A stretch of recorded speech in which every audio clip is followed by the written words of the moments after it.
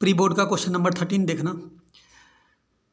Pass the necessary general entries, general entries बनानी है इनकी दोनों केसेस में, ठीक है। दो केस दे रखे हैं, इसकी जनरल एंट्रीज बनानी है। पहला केस पढ़ते हैं, देखो 40,000 15% डिवेंचर, डिवेंचर के आगे परसेंटेज लगा रहता है, निकाल मत देना इसको। 15% डिवेंचर लिखा है, हम भी 15% डिवेंचर लिखेंगे एंट्री में, ठीक है, निकालना नहीं है।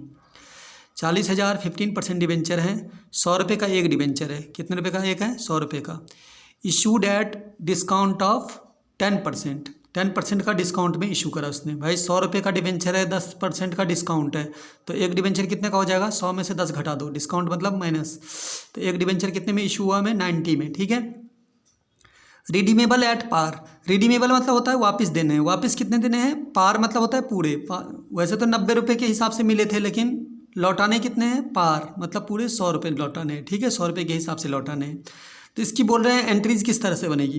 भाई एंट्रीज जिस क्वेश्चन में इस तरह नहीं लिखा होता है कि 100 रुपये में से एप्लीकेशन की कितनी वैल्यू है, अलॉटमेंट की कितनी वैल्यू है, अलग अलग नहीं दे रखी ना, कुछ बताया ही नहीं क्वेश्चन में एप्लीकेशन कितना है, अलॉटमेंट कितना है।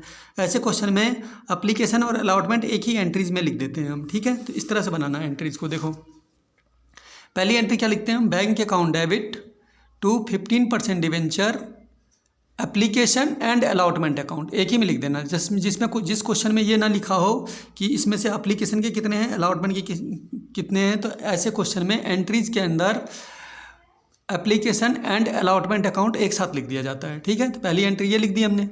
फिर दूसरी एंट्री क्या लिखनी है? दूसरी एंट्री में ये करते हैं, इसको ऊपर कर देते हैं, तो ऊपर कर दो 15% debenture application and allotment account debit. अब क्वेश्चन में डिस्काउंट भी था, डिस्काउंट भी हमेशा डेबिट में आता है। देखो डिस्काउंट भी है ना, कितना परसेंट का डिस्काउंट है? डिस्काउंट, तो डिस्काउंट भी इसके साथ डेबिट करना पड़ेगा हमें। कैसे लिखते हैं डिस्काउंट को?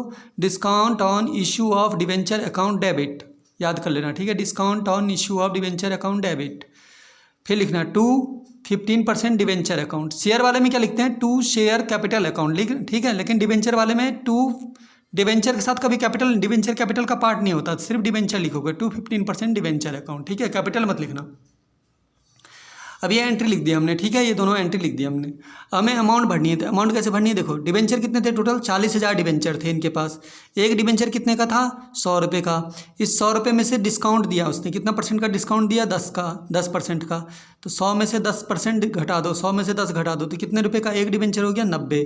तो 40,000 की इंटू करोगे 90 रुपये के हिसाब से। तो मैं देखो यहाँ इंटू करता हूँ, 40,000 डिवेंचर है, एक डिवेंचर हमें 90 रुपये के हिसाब से मिले थे, ठीक है। 40,000 डिवेंचर 90 रुपये के हिसाब से कितने रुपए हो गए? 36 लाख। ये वैल्यू आएगी 3 जगह, 36 लाख यहाँ पे भी लिखोगे, 36 लाख यहाँ पे भी लिखोगे, 36 लाख यहाँ पे भी लिखोगे, ठीक है बच्चों। उसके बाद आते हैं ये जो 15% डिवेंचर अकाउंट लिखा है, इसमें तो हमेशा 100 से इंटू होगी, क्योंकि डिवेंचर जितना ओरिजिनल वैल्यू होती है उसी से इंटू होती है। शुरू में डिवेंचर कितने का था? एक डिवेंचर कितने का था? 100 का था। तो डिवेंचर में हमेशा फेस वैल्यू से ही इंटू होती है, जितनी उसकी ओरिजिनल वैल्यू होती है। 40,000 डिवेंचर थे, एक डिवेंचर की ओरिजिनल कीमत कितनी थी वैसे? 100।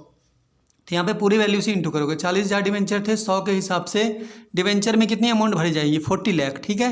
अब मुझे डिस्काउंट की वैल्यू निकालनी है। 40 लाख की चीज़ हमें कितने में मिली? 36 लाख में। तो 40 लाख में से 36 लाख माइनस कर दो, तो डिस्काउंट कितने का दिया कंपनी वालों ने?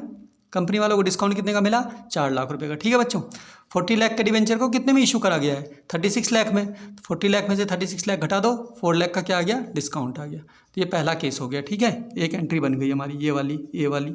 ऐसी बी वाली भी बनानी है, यहीं पे बनाना, ठीक है। लिख देना बी पार्ट में फिर से दोबारा यही एंट्री लिखनी है हमें, ठीक है। पर इसमें क्या बोला है? 80,000 15% डिवेंचर। इस बार 80,000 डिवेंचर है, 15% डिवेंचर। एक डिवेंचर कितने का है? 100 रुपये का है।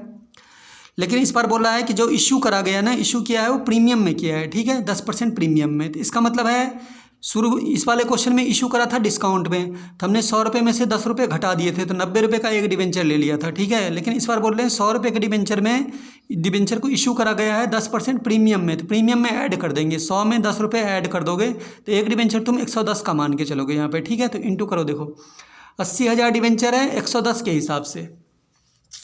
तो सेकेंड वाली एंट्री मैंने फिर से वही लिखी, bank account debit to 15% debenture application and allotment account, ठीक है बच्चों। इसके बाद इंटू कैसे करोगे? 80,000 डिवेंचर है, यहाँ पे तो हमने 90 से करी थी 90 से पहले वाले केस में, क्योंकि डिस्काउंट था 10 का। इस बार हम 110 से इंटू कर रहे हैं, क्योंकि 10 का डिस्काउंट नहीं है, इस बार प्रीमियम है, तो 10 से इंटू करो, 110 हो जाएगा ये। तो 80,000 डिवेंचर है, 110 रुपये का एक डिवेंचर हो रहा है, तो टोटल अमाउंट यहाँ 88 लाख आ जाएगा। कितना आ जाएगा? 88 लाख, ये वैल्यू आएगी 3 जगह, 88 लाख यहाँ पे भी लिखोगे, 88 लाख यहाँ पे भी लिखोगे, 88 लाख यहाँ पे भी लिखोगे, ठीक है। ये वाली वैल्यू 3 जगह लिखते हैं जो यहाँ पे लिखते हैं, ठीक है।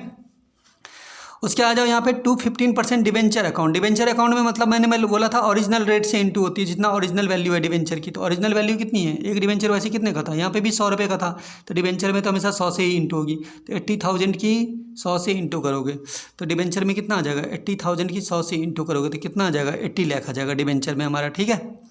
अब यहाँ पे देखो इस क्वेश्चन में दो प्रीमियम दे रखे हैं। एक तो इशू एट प्रीमियम, इशू के टाइम पे भी 10% प्रीमियम है। और रिडीमेबल मतलब वापस जो करने हैं वापस भी प्रीमियम के साथ करना है। कितना परसेंट प्रीमियम के साथ, 10% प्रीमियम के साथ।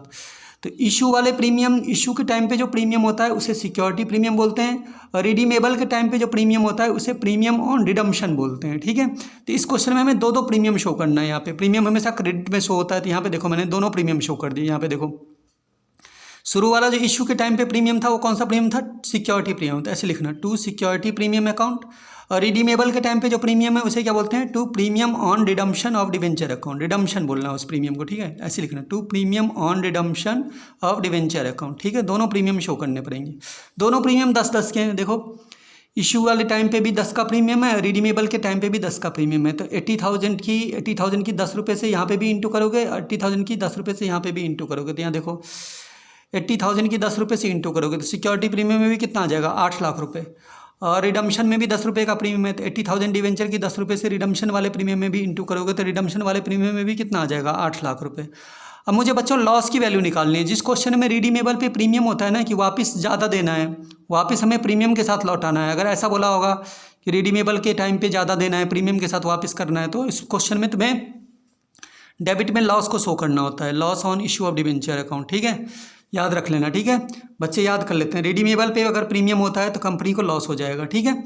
इस केस में देखो ऊपर वाले केस में रिडीमेबल पे कोई प्रीमियम था नहीं था, तो इस केस में तो लॉस नहीं हो रहा है। पर नीचे वाले क्वेश्चन में रिडीमेबल एट प्रीमियम, वापस लौटाना है ब्याज के साथ, प्रीमियम मतलब ब्याज, ब्याज के साथ वापस लौटाना है तो कंपनी वालों को लॉस हो जाएगा, ठीक है। तो रिडीमेबल पे प्रीमियम होगा तो लॉस, लॉस को डेबिट में लिखते हैं, loss on issue of debenture account debit, ठीक है। अब मुझे लॉस की वैल्यू निकालनी है कि लॉस में कितनी वैल्यू आएगी। तो ये इनको ऐड कर लो, देखो इन तीनों को ऐड कर लोगे तो ये आ जाएगा 88 लाख, 88 लाख आ जाएगा, 88 लाख नहीं 88 लाख तो ये हो गया। 88 लाख में 8 लाख और ऐड कर दो, ठीक है, तो कितने हो जाएंगे 96 लाख हो जाएंगे, ठीक है। अब 96 लाख में से क्या करना बच्चों, 96 लाख में से 88 लाख माइनस कर दो, इन तीनों को ऐड करके इसे माइनस कर लो, तो जो वैल्यू आ जाएगी वो इसमें लॉस में लिख देना तुम, ठीक है। कंपनी वालों को इतने का लॉस हो जाएगा, ठीक है। कर लेना इसको 2-3 बार प्रैक्टिस करो, प्री बोर्ड में आएगा और बोर्ड में भी आ सकता है, ठीक है।